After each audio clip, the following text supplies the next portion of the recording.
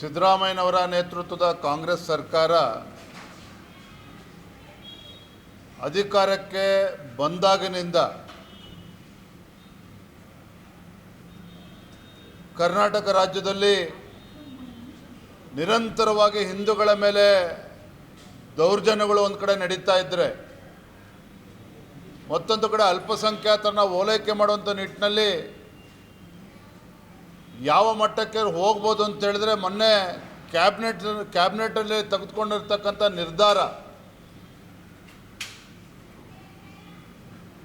ಅಂಥ ದೇಶದ್ರೋಹಿಗಳ ವಿರುದ್ಧ ಯಾರಿವತ್ತು ರಾಜ್ಯದಲ್ಲಿ ಒಂದು ಕಾನೂನು ಸುವ್ಯವಸ್ಥೆಯನ್ನು ಹಾಳು ಮಾಡಬೇಕು,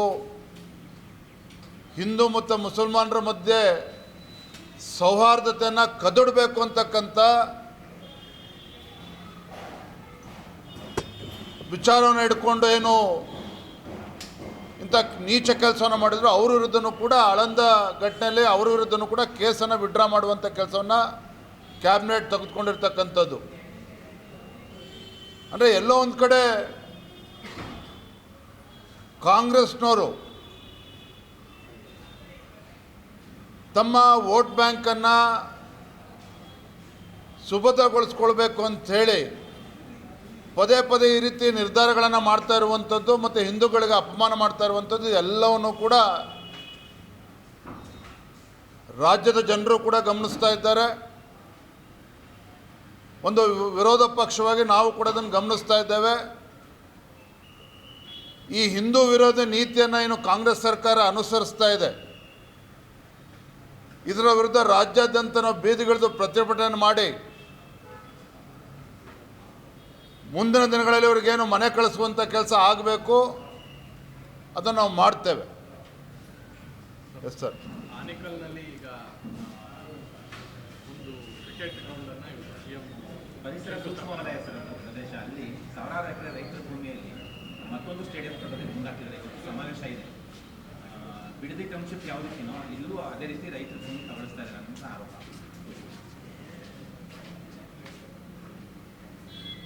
ಸಿದ್ದರಾಮಯ್ಯನವ್ರಿಗಾಗಲಿ ಕಾಂಗ್ರೆಸ್ನವ್ರಿಗಾಗಲಿ ರೈತರ ವಿಚಾರದಲ್ಲಿ ಯಾಕೆ ಅಷ್ಟೊಂದು ಅಸಡ್ಡೆ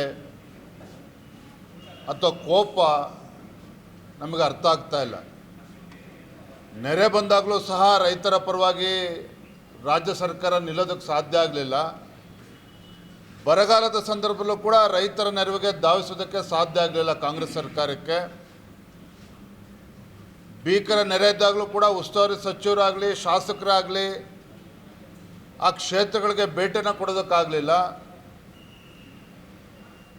ಈಗ ಬೆಂಗಳೂರಿನಲ್ಲಿ ಸಾವಿರಾರು ಎಕರೆಗಳು ಈಗಾಗಲೇ ಬೆಂಗಳೂರು ಅಂತಾರಾಷ್ಟ್ರೀಯ ವಿಮಾನ ನಿಲ್ದಾಣ ಹತ್ತಿರ ಈಗಾಗಲೇ ಕ್ರಿಕೆಟ್ ಸ್ಟೇಡಿಯಂಗೋಸ್ಕರ ಜಾಗನೂ ಕೂಡ ಇದೆ. ಆದರೆ ಪದೇ ಪದೇ ರೈತರಿಗೆ ತೊಂದರೆ ಕೊಟ್ಟು ಅವರಿಗೆ ಒಕ್ಕಲೆಬ್ಬಿಸುವಂಥ ಕೆಲಸ ಇವತ್ತೇನು ಕಾಂಗ್ರೆಸ್ ಸರ್ಕಾರ ಮಾಡ್ತಾ ಇದೆ ಅಂದರೆ ರಿಯಲ್ ಎಸ್ಟೇಟ್ ದಂಧೆ ಮಾಡೋದಕ್ಕೆ ಇವತ್ತು ಕಾಂಗ್ರೆಸ್ ಸರ್ಕಾರ ಇಳಿದಿರುವಂಥದ್ದು. ಎಲ್ಲೆಲ್ಲಿ ಅವಕಾಶ ಆಗ್ತದೆ ಅಲ್ಲೇ ದುಡ್ಡು ಹೊಡೆಯುವಂಥ ಕೆಲಸ ಕಾಂಗ್ರೆಸ್ ಸರ್ಕಾರ ಮಾಡ್ತದೆ ವಿನಃ ರೈತರ ಹಿತಾಸಕ್ತಿನೂ ಕೂಡ ಇವತ್ತು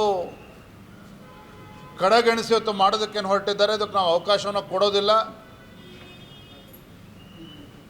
ಇದನ್ನು ಯಾವ ರೀತಿ ನಾವು ಹೋರಾಟವನ್ನು ತೆಗೆದುಕೊಳ್ಬೇಕು ನಾವು ತೆಗೆದುಕೊಳ್ತೇವೆ. ರೈತರ ಪರವಾಗಿ ಭಾರತೀಯ ಜನತಾ ಪಾರ್ಟಿ ನಾವು ಇರ್ತೇವೆ. ರಾಷ್ಟ್ರೀಯ ಅಧ್ಯಕ್ಷರು ಬರ್ತಿದ್ದಾರೆ ಸರ್, ಇವತ್ತು 15 ದಿನ ಬರ್ತಾ ಇದ್ದಾರೆ. ನಾಳೆ ಉಪಹಾರಕ್ಕೂ ಕೂಡ ನಿಮ್ಮ ನಿವಾಸದಲ್ಲಿ ವ್ಯವಸ್ಥೆ ಮಾಡ್ತಾ ಇದ್ದಾರೆ. ನಾಳೆ ಕಾರ್ಯಕ್ರಮಗಳೇನೇನಿಲ್ಲ? ಗೌರವಾನ್ವಿತ ನಮ್ಮ ರಾಷ್ಟ್ರೀಯ ಅಧ್ಯಕ್ಷರು ಭಾರತೀಯ ಜನತಾ ಪಾರ್ಟಿಯ ರಾಷ್ಟ್ರೀಯ ಅಧ್ಯಕ್ಷರು ನಿತಿನ್ ನಬೀನ್ಜಿಯವರು ಪಕ್ಷದ ಜವಾಬ್ದಾರಿಯನ್ನು ಅಧ್ಯಕ್ಷ ಸ್ಥಾನವನ್ನು ಅಲಂಕರಿಸಿದ ನಂತರದಲ್ಲಿ ಪ್ರಪ್ರಥಮ ಬಾರಿಗೆ ಕರ್ನಾಟಕಕ್ಕೆ ಬರ್ತಾ ಇದ್ದಾರೆ, ಬೆಂಗಳೂರಿಗೆ ಬರ್ತಾ ಇದ್ದಾರೆ. ಇವತ್ತು ರಾತ್ರಿ 11:11ವರೆಗೆ ಬೆಂಗಳೂರಿಗೆ ಬಂದು ತಲುಪ್ತಾರೆ. ನಾಳೆ ದಿನ ಮುಂಜಾನೆ ಬೆಳಗ್ಗೆ 8ವರೆಗೆ ರಾಷ್ಟ್ರೀಯ ಅಧ್ಯಕ್ಷರು ಹಿರಿಯ ನಾಯಕರಾಗಿರುವಂತಹ ಮಾಜಿ ಮುಖ್ಯಮಂತ್ರಿಗಳು ಸನ್ಮಾನ್ಯ BS ಯಡಿಯೂರಪ್ಪನವರ ಮನೆಗೆ ಉಪಹಾರಕ್ಕೆ ಭೇಟಿಯನ್ನು ನೀಡ್ತಾ ಇದ್ದಾರೆ. ತದನಂತರದಲ್ಲಿ ಬೆಳಗ್ಗೆ 10 ಗಂಟೆಗೆ ಜಗನ್ನಾಥ್ ಭವನ ನಮ್ಮ ಭಾಜಪದ ಇಲ್ಲಿ ಕಾರ್ಯಾಲಯಕ್ಕೂ ಕೂಡ ಇಲ್ಲಿಗೆ ಬರ್ತಾರೆ. ಸುಮಾರು 2 ಗಂಟೆಗಳ ಕಾಲ ನಮ್ಮ ಸಂಸದರು, ಶಾಸಕರು, ವಿಧಾನ ಪರಿಷತ್ ಸದಸ್ಯರ ಜೊತೆ ಸಮಾಲೋಚನೆಯನ್ನು ಕೂಡ ಮಾಡ್ತಾರೆ. ಸದ್ಯದ ರಾಜ್ಯದ ರಾಜಕೀಯ ಪರಿಸ್ಥಿತಿಯ ಬಗ್ಗೆಯೂ ಕೂಡ ಅವರು ಅವಲೋಕನ ಮಾಡೋರಿದ್ದಾರೆ. ತದನಂತರದಲ್ಲಿ ರಾಜ್ಯ ಕೋರ್ ಕಮಿಟಿ ಸಭೆಯೂ ಕೂಡ ನಾವು ಕರೆದಿದ್ದೇವೆ. ಕೋರ್ ಕಮಿಟಿ ಸಭೆಯೂ ಕೂಡ ಇರ್ತದೆ. ಅದನ್ನು ಪೂರೈಸಿಕೊಂಡು 3 ಗಂಟೆಗೆ ಇಲ್ಲಿಂದ ಬೆಂಗಳೂರು ಉತ್ತರ ಜಿಲ್ಲೆಯ ಪ್ರಶಿಕ್ಷಣ ವರ್ಗದಲ್ಲಿ ರಾಷ್ಟ್ರೀಯ ಅಧ್ಯಕ್ಷರು ಭಾಗವಹಿಸ್ತಾ ಇರ್ತಕ್ಕಂಥದ್ದು ರಾಜ್ಯದ ಎಲ್ಲ ನಮ್ಮ ಕಾರ್ಯಕರ್ತರಿಗೊಂದು ಪ್ರೇರಣೆ.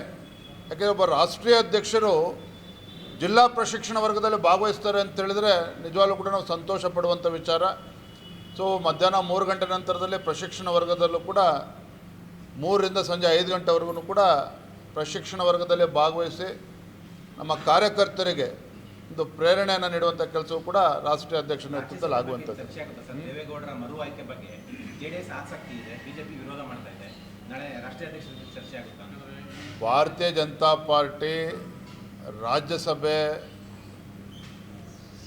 ಆಯ್ಕೆ ವಿಚಾರದಲ್ಲಿ ಅಂದರೆ ನಮ್ಮ ಕರ್ನಾಟಕದಿಂದ ನಮಗೆ ಒಂದಕ್ಕೆ ಅವಕಾಶ ಇರುವಂಥದ್ದು.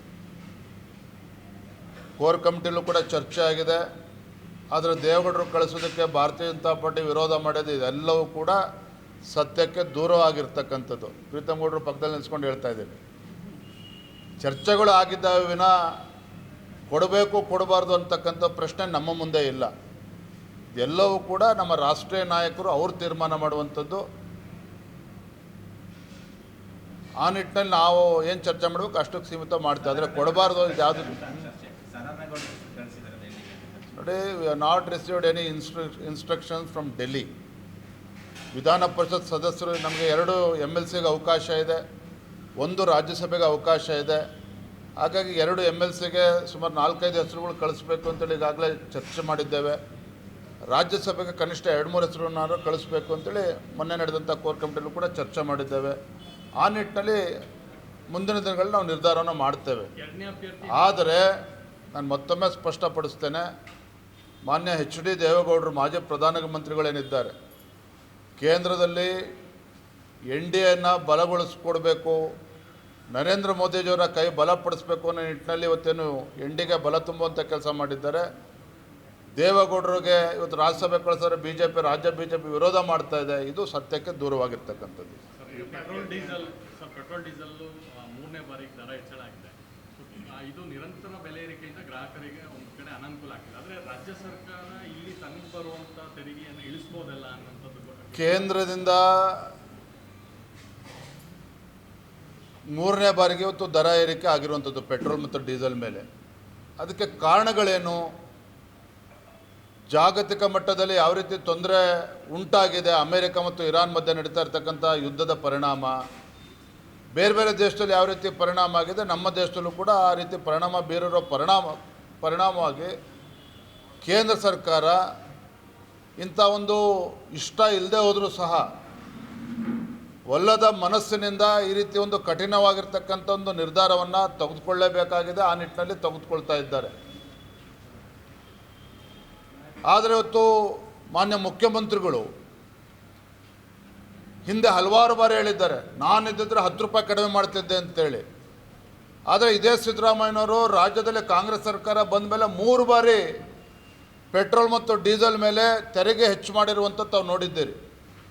ನಾನು ಹಾಗಾಗಿ ತಮ್ಮ ಮೂಲಕ ರಾಜ್ಯದ ಜನತೆಯ ಪರವಾಗಿ ಮಾನ್ಯ ಮುಖ್ಯಮಂತ್ರಿಗಳಿಗೆ ವಿನಂತಿ ಮಾಡ್ತಾ ಇದ್ದೇನೆ, ಜಾಗತಿಕ ಪರಿಸ್ಥಿತಿಯನ್ನು ಅರ್ಥ ಮಾಡಿಕೊಂಡು, ದೇಶದ ಪರಿಸ್ಥಿತಿಯನ್ನು ಅರ್ಥ ಮಾಡಿಕೊಂಡು ತಮ್ಮ ಹೊಟ್ಟೆ ತುಂಬಿಸ್ಕೊಳ್ಳೋಕ್ಕೆ ಇವತ್ತೇನು ಇಲ್ಲಿ ಪದೇ ಪದೇ ರಾಜ್ಯದ ಜನರ ಮೇಲೆ ಬರೆ ಎಳೆಯುವಂಥ ಕೆಲಸ ಮಾಡಿದ್ದೀರಿ.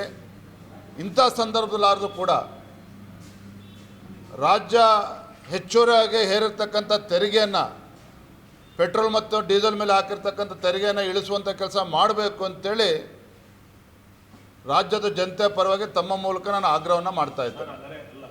ತೆರಿಗೆ ಕಡಿಮೆ ಮಾಡಾಗಿದ್ರೆ ಬಿಜೆಪಿ ಆಡಳಿತ ರಾಜ್ಯಗಳಿಂದಲೇ ತೆರಿಗೆ ಕಡಿಮೆ ಮಾಡಿ ಅಂತ ಪ್ರಿಯಾಂಕ್ ಖರ್ಗೆ ಅವರು ಇವತ್ತು ಪ್ರಶ್ನೆ ಮಾಡಿದ್ರು. ಗುಜರಾತಿಂದಲೇ ಮತ್ತೆ ಶುರು ಮಾಡಿ, ಗುಜರಾತ್, ಮಹಾರಾಷ್ಟ್ರ ರಾಷ್ಟ್ರೀಯ ನೇತರಾಗಿರ್ತಕ್ಕಂಥ ಪ್ರಿಯಾಂಕ ಖರ್ಗೆ ಅವರಿಗೆ ತಮ್ಮ ಮೂಲಕ ಒಂದು ಕಿವಿ ಮಾತನ್ನು ಹೇಳ್ತೇನೆ.